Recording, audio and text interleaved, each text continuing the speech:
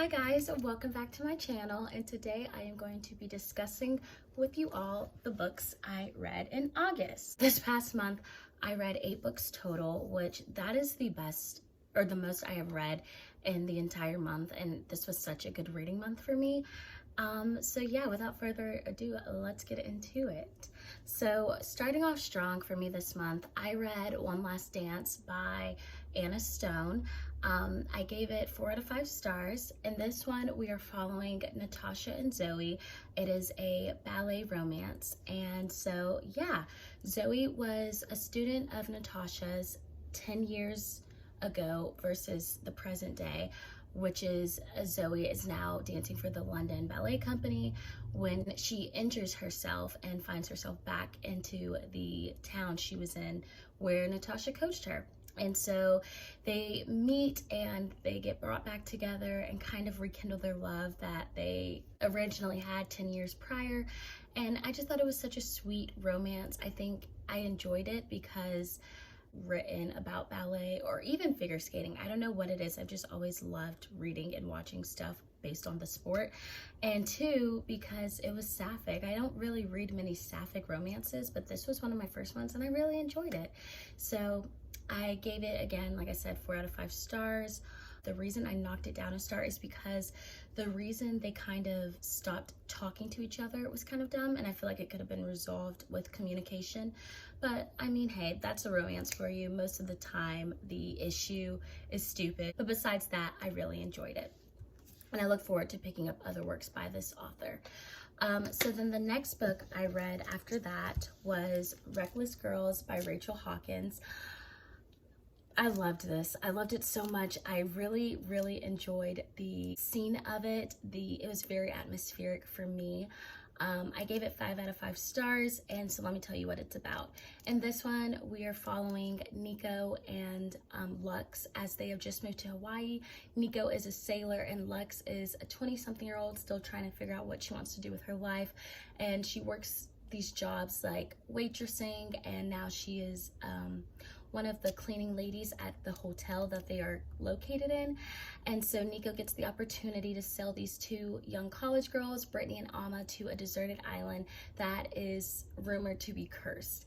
And so they end up doing that. Lux tags along, and so they go to the island and they meet 2 other people, and that is kind of where the thriller starts. So I'll put that right there. It read kind of slow at first, but then once we got to the island, it was just one thing after another after the other. I thought it was very well written. I really enjoyed the woven female gaze for it. Females getting revenge is one of my favorite things to read, and that is what that book did for me.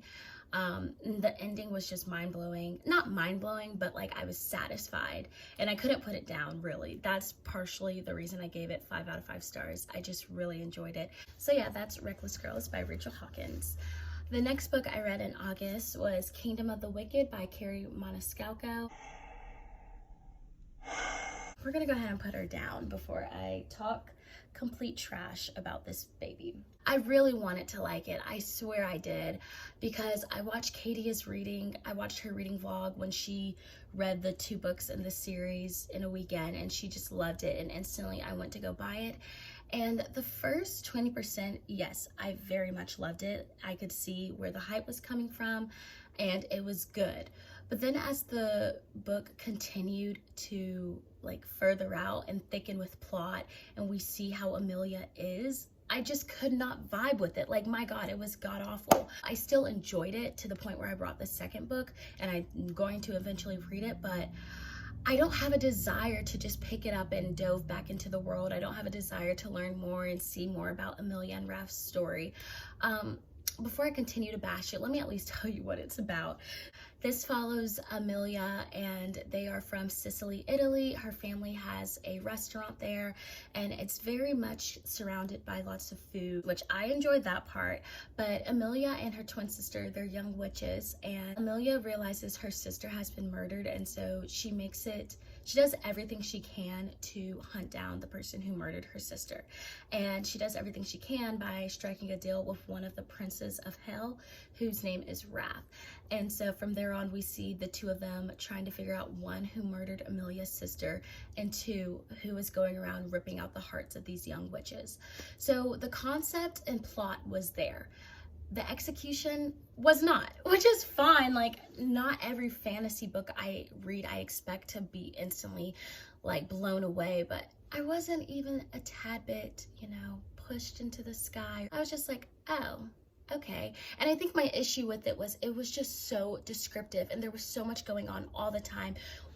Once we found out one thing, we were instantly hopping into something else, and that caused a lot of confusion for me and just overall disinterest in what was going on in the story and with Amelia. I did enjoy Wrath though. I thought he was a very hot love interest. Amelia just pissed me off as a main character because you can't tell her anything, and she's kind of stupid. We'll probably continue with this series because I did already buy the second book, but I don't think I'll buy the third. I'll probably get it from the library. And I can't tell you when I decide to pick it up because I really have no interest to. So that's Kingdom of the Wicked. After Kingdom of the Wicked, I read The Southern Book Club's Guide to Slaying Vampires by Grady Hendrix. This follows 5 women in the 80s.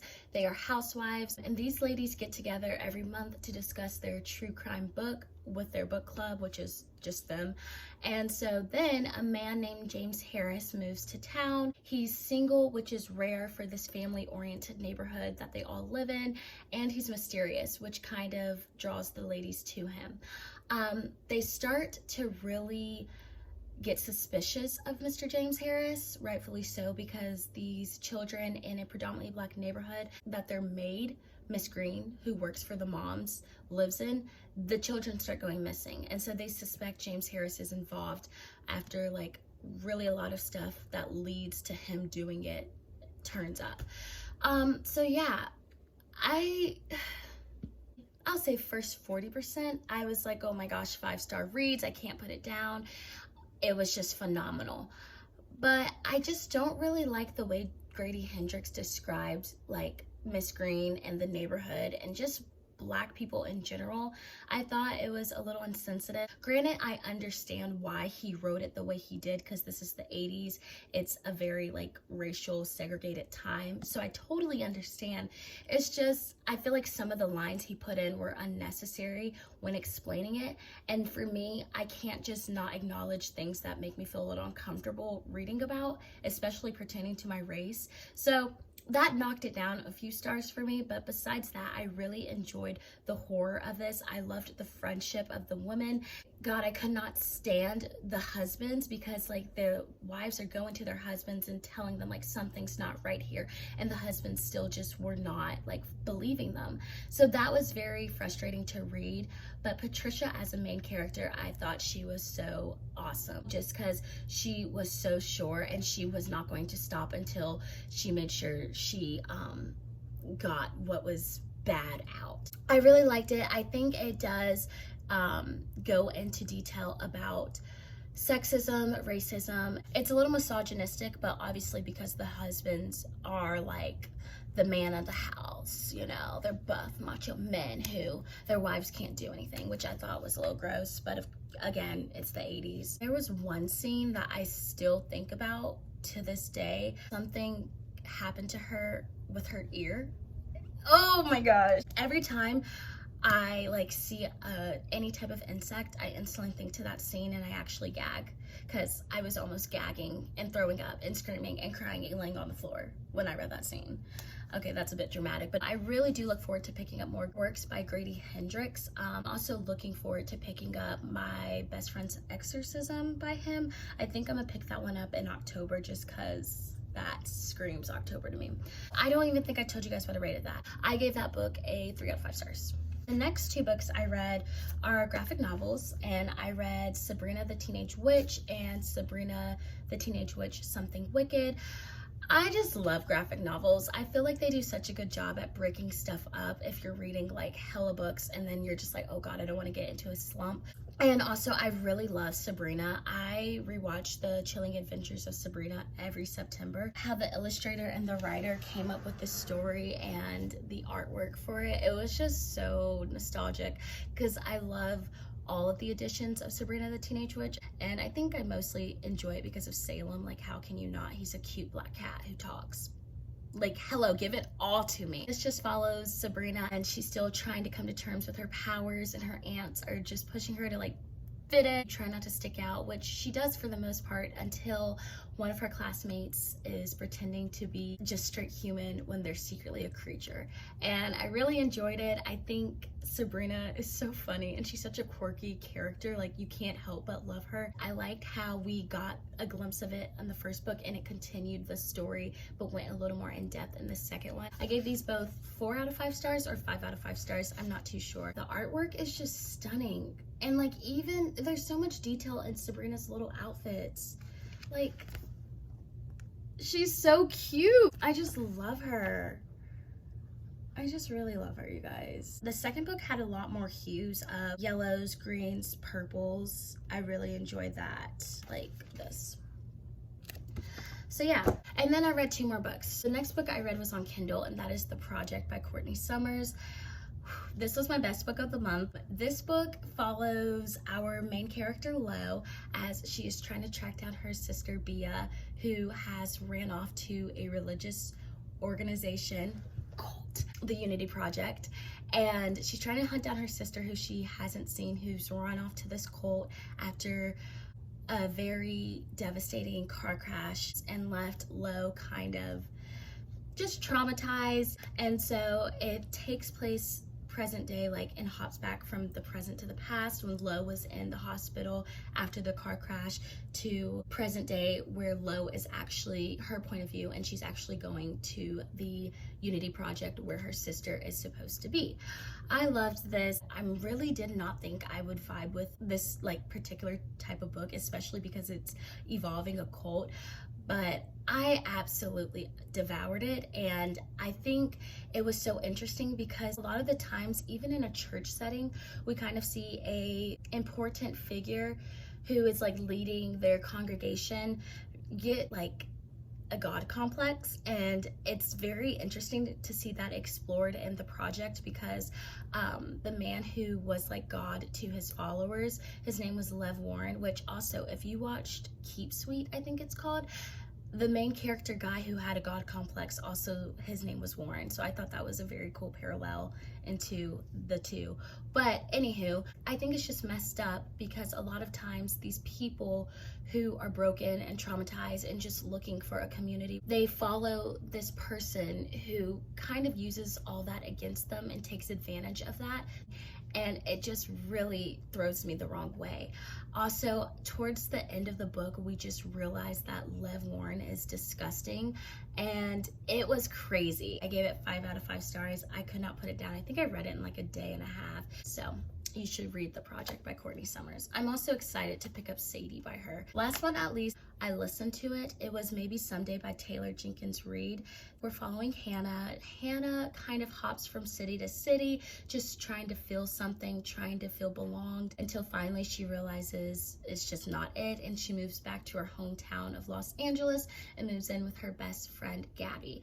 The night she moves back from Los Angeles, Gabby and her husband and Hannah all go out to a bar to meet up with some childhood and high school friends, and Hannah's ex-boyfriend, well, her high school sweetheart, he is there basically reading the decision Hannah can make to either go home with Gabby and her husband or go home with her high school sweetheart Ethan, and how the events of that decision plays out. Overall, we're reading 2 different storylines. I think the way it was done was very well written because I wasn't confused once.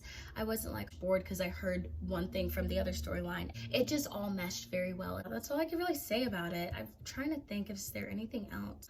I feel like if you ever have questioned yourself, like what would happen if I did this instead of that, I think you would be very interested in this book because that's exactly what it is. Just going into the idea that our decisions can lead to different consequences and what that means for you, or in this case, Hannah. I gave this I think I gave it 5 out of 5 stars. God, I really do not know. Yeah, I think I gave it 5 out of 5 stars. Solid read. And it was a nice thing to listen to when I was driving. That is every book I read this month. I really enjoyed this month's reads. Already in September, I am off to a great start. Like, if you know, you know, because I'm really enjoying September so far with what I'm reading. School-wise, it's kind of crazy. I hope I have another good reading month like I did in August and September, and I think I am with what I've been reading. So if you made it this far into the video, thank you so much for watching. Comment down below your favorite read of August, and I hope you guys stick along to continue to see what I'm reading. All right, have a good one, guys. Bye.